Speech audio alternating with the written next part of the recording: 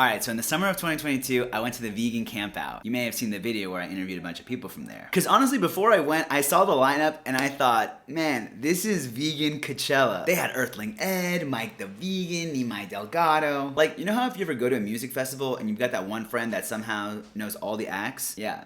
That's how I felt. And one of the reasons that I was so psyched about the lineup too is because a lot of those people were pivotal in my development as a vegan. Kind of sounds weird to put it that way. But just in like learning everything that I know today about veganism, and they inspired me to take the leap of faith to become a vegan content creator myself. So yeah, I was just really excited and giddy about the possibility of meeting them and seeing them. So I happened to be in Europe that summer anyway, so I thought, why not go over and experience it? And so, wow, it was an amazing event. So first of all, I met Vegan Gaze, and I'd actually messaged her beforehand because she was the first vegan YouTuber to ever notice my channel back when I had like 200 subs. She live streamed one of my videos, like she watched it on her stream, and I got a big bump in subscribers for me. Everybody was commenting salad, salad, salad, which is her trademark. And so yeah, so I messaged her after that and I said, thank you so much. Like, wow, this means the world to me. And yeah, we've been chatting ever since. So we met at one of the food stalls. It was like later at night on the first day, and I was actually surprised that she recognized me, honestly. But it was great talking to her. She was hilarious, just like in her videos. I just did not get a picture with her. That's what I regret. I also ran into Hench Herbivore. He was one of the speakers for the event, and so after his speech, he was just walking around and I ran into him. And yeah, we chatted for a bit. Also a really nice guy.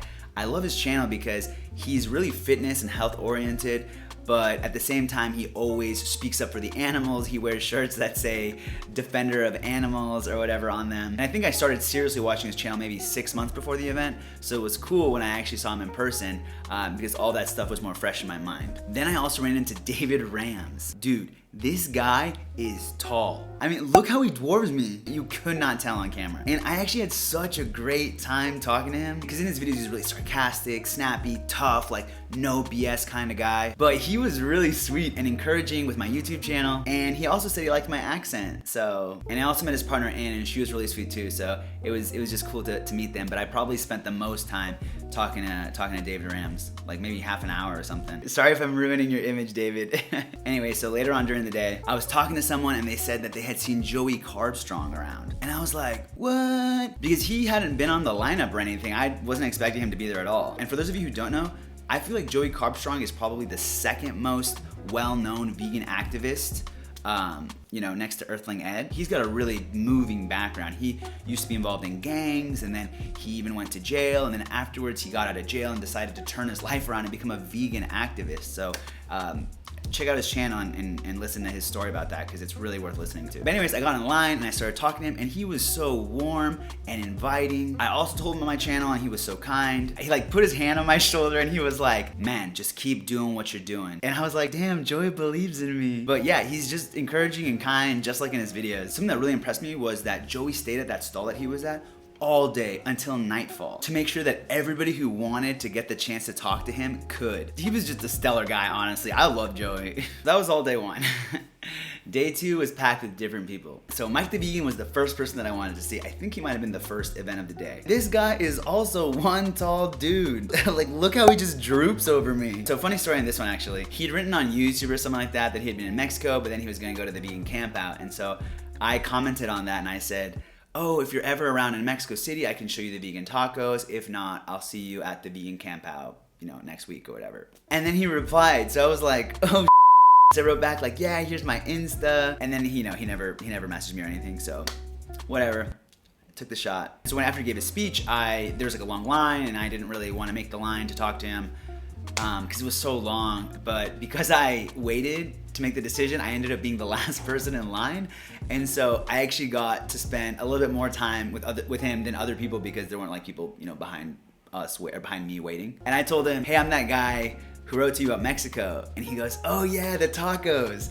And so I was like, oh my God, he remembers me. And so we talked a bit, and I gave him a card for my channel. Yes, I have a card. Put in that business school brain to work. And yeah, so he ended up following me. I did screenshot that and send that to all my vegan friends. No, but it was really cool to meet Mike because he was such a big, and is such a big inspiration for me and my channel. I love the way that he makes videos. I love the way that he presents information. And yeah, I model a lot of my videos, or I get a lot of inspiration for my videos from him. Well, the ones that are more research focused. And yeah, honestly, meeting him was like a highlight of my trip. So a little later that day, I met Mai Delgado. He also gave a speech, and he's one of the most famous vegan bodybuilders, if not the vegan bodybuilder. He was featured in the Game Changers, and I actually saw him a few times at my gym in LA. But I didn't want to go up and say hi because, I didn't want to bother him or whatever. But I did get the chance to talk to him here. And afterwards, I even caught him and his partner Bianca just walking around. And so we got a chance to talk for like a good 20 minutes. Something that I didn't know about him is that he's got this Argentinian background. So he's done a lot of collabs with other vegan content creators or plant-based content creators from Latin America. And he was telling me all about them. And yeah, he's just a sweet guy as well and really encouraging, and I love talking to him. Also, at some point during that day, I ran into Oakley. He was about to give a talk. I didn't have too much of a chance to chat with him, but he seemed like a really humble guy. It's cool that I saw him though. But so anyways, like I was mentioning, this is the second day, and that was when I was trying to record the video I had mentioned about asking people why they're vegan at the Vegan Campout. And so I was just walking around trying to find people who wanted to be featured. And so I saw this woman sitting down at like a picnic table, and she's quite good looking. She caught my attention, and I thought, hey, I'll ask her to be in my video. And she seemed a bit hesitant at first, but she eventually said okay. And she was with someone that I think was her fiance. I think she was wearing an engagement ring. Anyways, so I just interview her, tell her thank you, give her my card, and say, if you want to watch the video, this is the channel it's gonna be on, and bye. So a week later or whatever, after I post the video, one of my friends messages me and says, holy you got Lucy Watson in your video? And I was like, don't think so. Like, which one was she? And it turns out that that woman that I had mentioned was Lucy Watson, who was not only a speaker at the event, but she's extremely well known in the UK. My understanding is that she's on a show called Made in Chelsea, which is kind of like the Keeping Up with the Kardashians of the UK. And I was sitting there like, here, take my card. And why shouldn't I have been? Just because she's famous? But anyways, yeah, so I changed my thumbnail and stuff in my title after I found that out. But anyways, going back to the camp out. So during that event, I also at one point spotted Humane Hancock, who I'm also a huge fan of. I watched so many of his videos where he does vegan outreach and talks to people about veganism, and I've incorporated a lot of what he says and his techniques into what I do as well. And I really wanted to talk to him, but when I came back to where he was gone. Luckily, later in that day, I saw that he was with a group of people, so I thought, oh, now's my chance. So I grab my camera and I walk up to the group and I say, hey, do y'all mind if I interview you for this video that I'm making? Because I was pretending I didn't know who he was.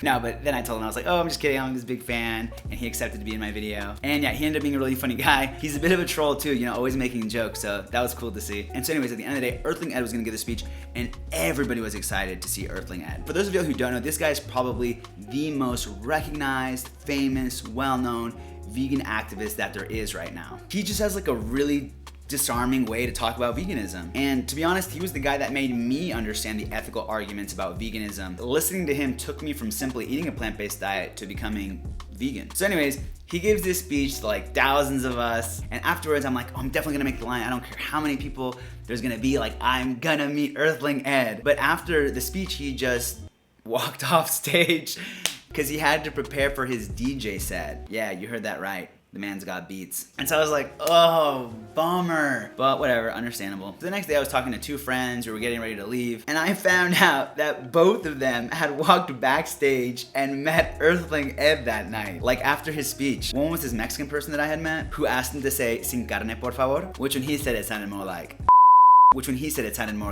sin carne, por favor, which makes me laugh. And a Spanish friend of mine who I had also met there also met him and got a picture with him. So it was a bummer that I didn't get to meet Ed. But you know what? I met basically everybody else that I wanted to meet, and then some. I had met the people who inspired me to be where I am today, and I met a bunch of other vegans at the campout too. And it was the first time in a long time that I felt like a normal person again, not a vegan, since nearly everyone there was vegan. Well anyways, if you're at the Vegan Campout 2023, I think I'm probably gonna be there, so maybe we can hang out. So don't forget to take your B12 supplement. Don't forget to get your legumes in.